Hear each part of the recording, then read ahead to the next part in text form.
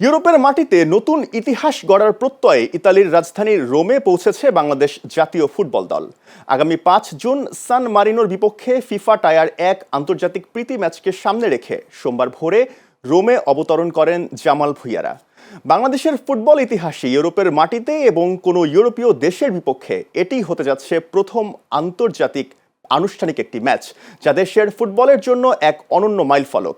Channel এস-এর ইতালির প্রতিনিধি আবুল হাশেম জানান, রোম বিমানবন্দরে বাংলাদেশ দূতাবাসের প্রতিনিধিদের উষ্ণ অভ্যর্থনা গ্রহণের পর ফুটবলাররা সড়ক পথে সান মারিনোর উদ্দেশ্যে রওনা দেন। এছাড়া ইংল্যান্ড প্রবাসী তারকা মিডফিল্ডার হামজা চৌধুরী সহ বিদেশ ভিত্তিক কয়েকজন ফুটবলার ২রা জুন সরাসরি দলের সঙ্গে যোগ দেবেন।